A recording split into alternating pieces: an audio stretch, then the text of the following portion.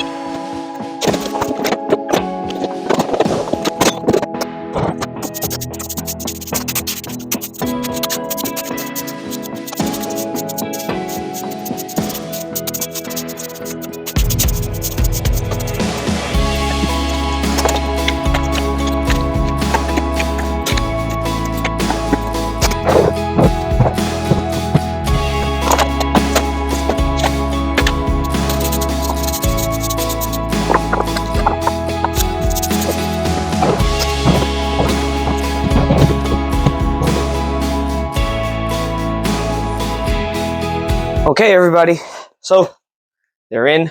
Now, obviously, I need to level them out. Obviously, you can see this is shaking a little bit, but that's why I put the leveling feet. I'll have to go in there and adjust the feet, and I'll put a level all the way across, make sure everything's even. There is almost no space here for my miter saw, so what I need to do is I'll have to move this generator out of the way so I can make the workbench or slide it down a little bit to create space for the miter saw. For the miter saw itself, I'm going to take measurement from left to right to see how wide it is. And I'm going to add a few more inches because when we make those 45-degree cuts, the arm and the saw swings, and I don't want it to not be wide enough where I can't swing it all the way. So I'll have to measure that out to see exactly what the width has to be and how far I need to move this down. But so far, she's in. Now what I got to do is start moving some of the stuff back in, and I can start cleaning up a little bit and organize as I go. Okay, so stay tuned. Okay, so I've gone ahead and placed the two workbenches and leveled it out. It's a little bit further to the right than I thought, but anyway, I pushed it all the way up to basically where the garage door track is and the sensor down here, so I can't push it over to the right anymore. However, it's a great thing that the leveling feet came in handy, because the slope from that side all the way down is so great that the leveling feet actually came out of the post. So what I ended up having to do was shim it up with a little piece of wood, so that way the leveling feet didn't come out and it stayed in the hole that I made. So anyway, I leveled it out, basically put this out here, and as you can see, it's pretty level from left to right. and then I also leveled it from back to front. So I have enough space now over here. This is about 31.5 inches, I believe, or 32, somewhere around there. It's enough space for me to put the miter saw in the middle, and I can put the miter saw to the left or the right without interfering and hitting the side here. Because the next thing that I got to do now is I got to measure the height of the level, the miter saw, and then level it out over here, somewhere about here, for example, and put another piece of wood across and put plywood on top, so that way I could put the miter saw there, and then the tables and the miter saw and everything will be level, right? And once I get that done, I'll have to measure out how deep the miter saw is coming in to the fence of the miter saw, and then basically route out a section here for the T-track.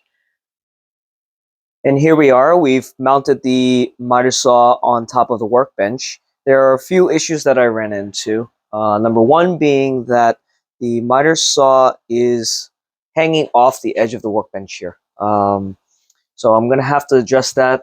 I've got a couple of scrap pieces of cutoffs, and I'm going to double up and then place it in the front, right? So I'm going to place it over here so that the miter saw can sit, and that should give me enough meat to really drill through the wood to actually anchor the miter saw down so it doesn't move. The other issue that I'm running into is that since it's a sliding compound saw, when I slide it all the way to the back, you can see that there's almost like no clearance between where the dust collection port is and the wall. So if I do that here in the middle, I think what I'm going to do to address that is pull the workbench out just a little bit. In order for us to figure out the height of where we're going to put the shelving and cross bracing, we need to measure the distance from the table to the top surface of the miter saw. So what I've gone ahead and done is put a level out. I'm just going to take a quick measurement. And this measurement here is about 3.5 inches. So we're going to take the 3.5 inches plus the total of 2 pieces of plywood, which is about 1.25 inches. We'll just say roughly 5 inches when we add those two together. Then I'm just going to temporarily affix a cross beam or a beam across, just like so, from one workbench to the other, roughly 5 inches. And then what we'll do is we'll start shimmying it up a little bit and fine-tuning it so that way we can get the top of the miter saw station here and the workbench as flat as possible. Okay, so here we are. I've gone ahead and placed temporary cross braces from one side of the workbench to the other, and I've clamped it in the front and the back. And I've used some scrap plywood pieces and I've doubled it up just like I have on the workbench, just so that I can get a rough idea as to the level of the top surface of the miter saw on the workbench. I mounted the miter saw roughly in place, and the calculation of roughly 5 inches ended up actually being very, very close. You can see a little bit of light right through like here, but I don't think that's going to be an issue. It's pretty level all the way across. This side over here is a little bit higher. So what I'm going to do is I'm going to actually undo the clamp and then drop that about, I would say about 1/8 of an inch or so. So let me go ahead and do that, and you guys can see how I do that. And then once I get that perfectly level, what I'll do is I'll screw in the front brace here as well as the back brace, and then I'll mark off from the back side where I need to cut, and then I'll unscrew the piece, cut it, and then screw it back in place. Okay, so you guys can see how I level it out first, and then I'll show you what I'm going to do next.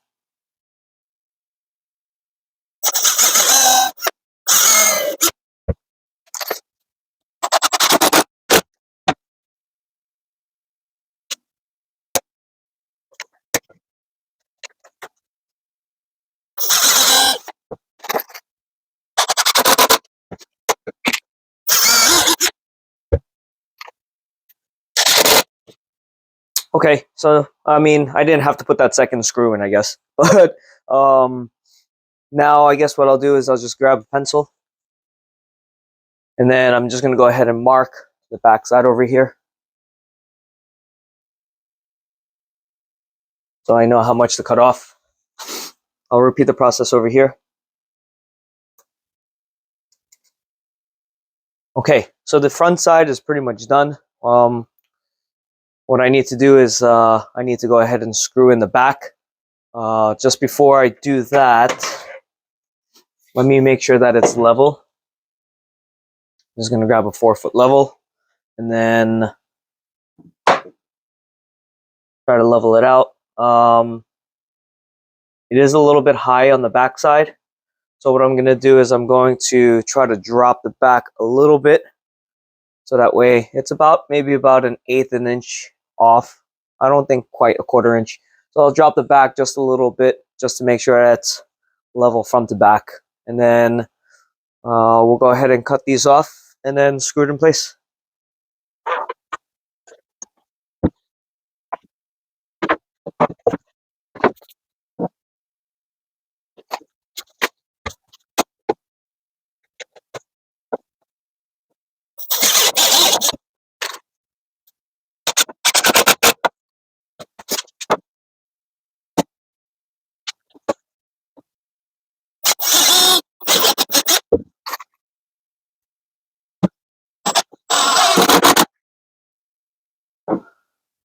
Okay, so she's pretty level. I'll bring in the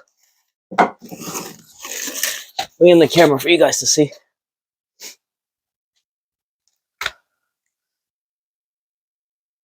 So there she is. She's pretty level there from the back. Same thing on this side.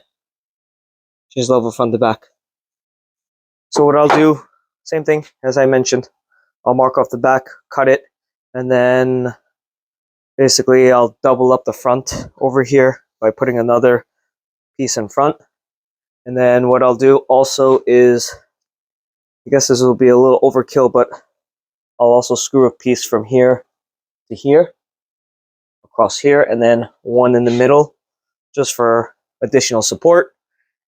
And then we'll put the plywood on the top, seal it, paint these, and then we'll color it done. So let's get to it.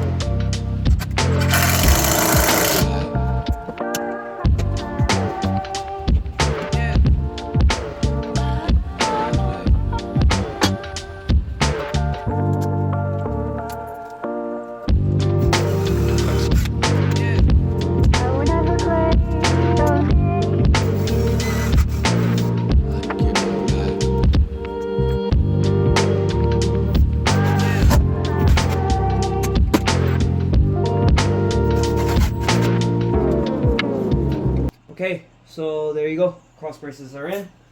Now I need to just cut the plywood to fit on top. The measurement for the plywood, since I ripped these pieces of plywood to 2 foot by 4 foot, I could probably get away with 2 foot by 4 foot. But if I put another cross piece up here, this piece. Yeah, this will give me exactly 24 inches. I'm gonna not put another piece in the back here. I figure most of the weight is gonna be towards the front anyway when I'm pushing down on the miter saw. So I think I'm just gonna double up in the front only. That'll be exactly 24 inches. That'll also give me about 3 inches of space in the back, plus whatever space I have in the back from the wall to put the vacuum and the hose, etc., cables, anything that I need. So yeah, let me go ahead and put this up in the front, and then we'll be finished with the mock-up or the framing before we put the plywood up. Yikes! Sorry about that, everybody. I got a little excited and ahead of myself, and I forgot to hit the record button. Sorry about that. But just to recap, let you guys know what I did. So I basically put that front piece on, and then put the plywood sheets. I put 2 of them, and then I went ahead and put wood filler on the sides. I do have to sand that flush, but I'm just letting it wait. I'm just waiting basically for that to dry before I sand it. The miter saw, I basically mounted it, and then I gave myself roughly a 3-inch spacing from front of the miter saw to the front of the workbench, and then I basically screwed it down in the front, right over here and here. I didn't screw the back. I just figured I just screw the front for now. So I've been moving on into trying to figure out what I'm going to do next for the track saw, or the T-track, I'm sorry. So I bought these off Amazon, and the original idea or plan was to route out a section on the workbench and then slide it in. I have a bunch of accessories that I bought. I was trying out different knobs and stops. I bought these things. I thought I was going to be able to maybe mount these this way somehow, especially the smaller ones, but on the bottom of them, they already have the grooves this way, so I can't use it this way, I guess. I can't stop it this way. I would only have to do it this way. So I have to figure out what I'm going to do with these. Decided I'm not going to use that. I think what I'm going to do is just cut out my own stop block with a piece of wood or something, and then just put, one of these little accessories, or maybe even a bolt like this to screw down into the track itself. I was going back and forth whether I wanted to build a fence on the back or not, but I think I'm going to go against that, because then that means I have to screw down another piece of wood like so, and then put the track on top of that, and then I can use this stop block just like that. However, I think just by routing out the table like my original plan, and then being able to slide this into the actual workbench will give me a more open space for the workbench, which I think is going to be nicer. And then as far as for using the stop blocks, I can always just use, like I said, a block. And then when I don't use it, I can take it out. And then I'll have a flat workbench that I can use. And then I'll add this on this side as well as this side as well. So that way I can use the tracks on both sides for repeated cuts and stuff. So what I've gone ahead and done is I've drawn out and marked out. Basically, I took a level, placed it up against the miter saw like this, and then decided that I wanted to be a little bit forward of that. So that line, so that's actually, this line right here is actually lined up with the miter saw. I moved the track over so that the center of the track will be about 6 inches from the front. And then basically I put that down and then just drew a pencil mark on the line. So that line that you see there is the back edge of the T-track that I'm going to place. So I'm going to have to route out from there.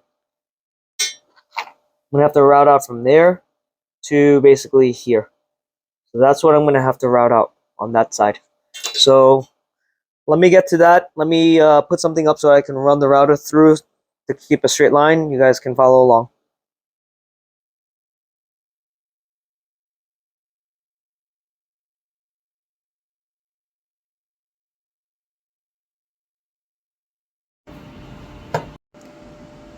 Okay, so I've gone ahead and put a straight edge on the workpiece, the rough distance that I need so that the line that I want to cut is the same distance apart from the router bit and the edge of my guide here.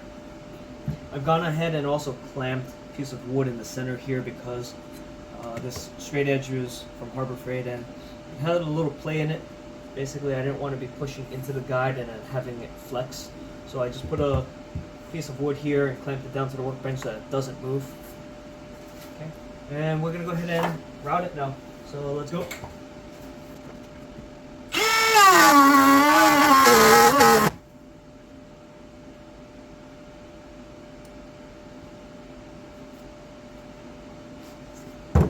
And of course the battery died. So I'll be right back. Okay, so I'm back. Sorry about that, everybody. The battery died. Let's go back to routing.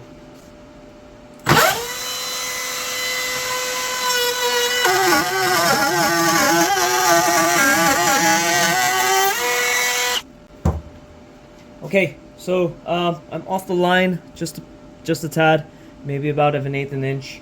I think maybe when I was clamping, I might have shifted a little bit, but it's not the end of the world. It's okay. A little bit of a scary moment there. If you caught it towards the beginning, I guess in my rush to change the battery and then just get back into routing, I had the router kind of kick on me a little bit, so be careful. Don't do what I did. Hopefully you guys don't make the same mistakes that I did, and I'll just patch that in later and then fix it. And then let's see how the track fits now. And here's that gouge that I was talking about when the router kicked a little bit. I should have been a little bit more cautious, but please don't make the mistake that I did and rush. I think in my absent-minded state of trying to record, I kind of was rushing and I should have been more cautious. Alright, well anyhow, let's go ahead and see if we can fit this track in and see how she fits. It's a little bit of a tight fit, but I think we can persuade her in if we just hammer it in. Just want to make sure that I line up the edge over here.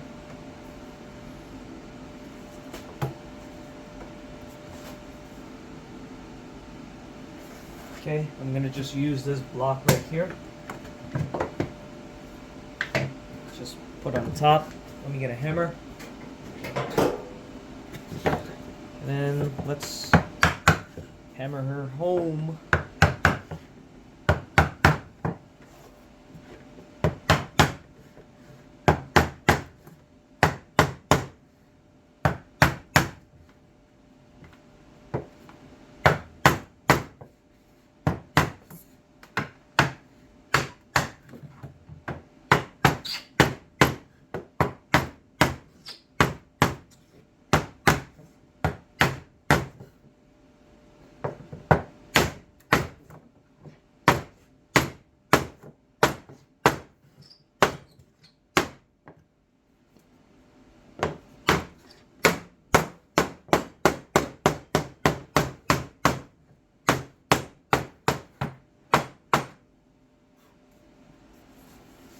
Okay, well there she is. I had to hammer it a little bit harder than I would like, but she's now flush all the way down. And just to show you where I made that mistake, there's that little edge that I screwed up on with the router when the router kicked. It's not super terrible, but I think what I'll do is I'll just try to fill it in as best as I can with maybe either wood putty or maybe even a little bit of epoxy or something like that. But now that we've got this in, let me go ahead and screw it all in place. I'll do the other side and come back to you guys. Well, there she is, everybody. The workbench is complete. So I've got everything painted up in the front over here, and the miter saw I've centered so that I can get 45 degrees on both sides, and I can get to 60 degrees on one side. I'm a little bit short on the other side from full max capacity all the way here. I think by only 1 degree or so. If I really need that, then maybe what I can do is I can trim off the back over here and bevel the edges a little bit. But other than that, she's done. So I want to thank everybody for tuning in and watching this series of how to build a workbench, at least the way I built it. If you guys like what you saw, learned a thing or two, please hit that like button. Maybe even subscribe to the channel and follow along for more content in the future.